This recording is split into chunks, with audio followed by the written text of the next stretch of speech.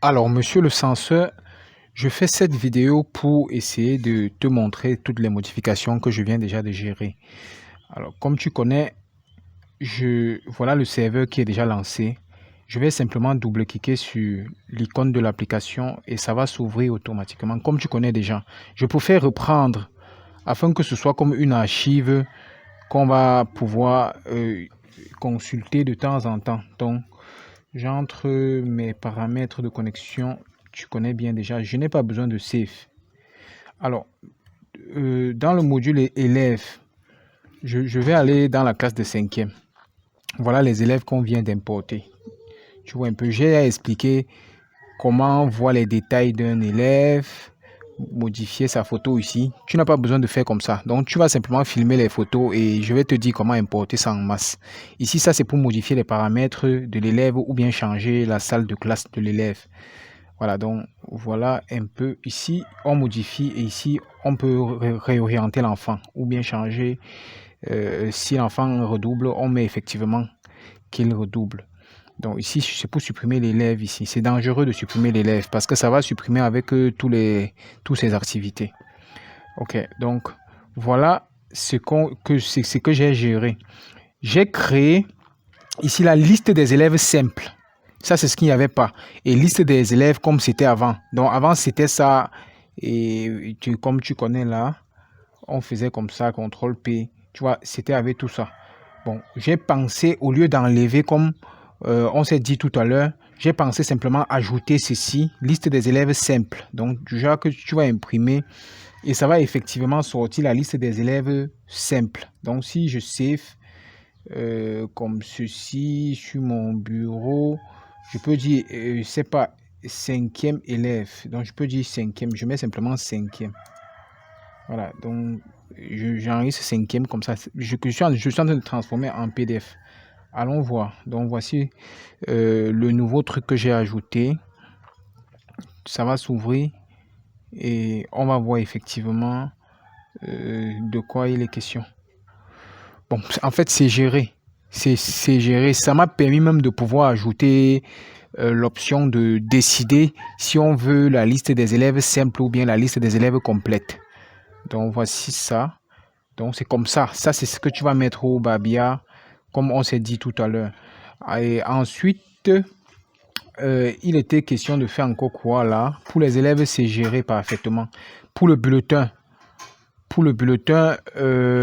j'ai aussi géré. Donc du coup, si je viens ici au niveau du bulletin, j'ai saisi quelques notes. Je viens sur bulletin, j'ai actualisé ici pour pouvoir faire tous les calculs et ensuite je génère comme ceci.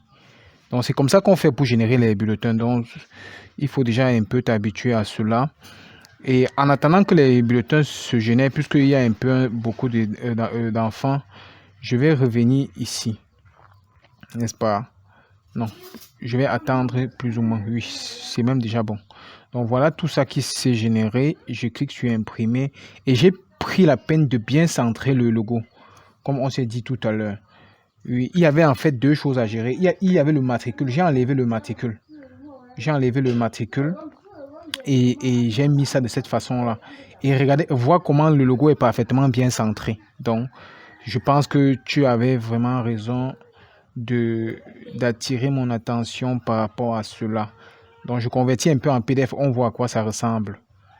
Et je pense que c'est tellement encore plus bien comme ceci. Et c'était trop évasé. Attendons, ça se transforme et on va voir directement que les deux problèmes se sont résolus. Le problème de filigrane et le problème de matricule. Bon, si je regarde bien le PDF, j'ouvre comme ça, voilà le bulletin.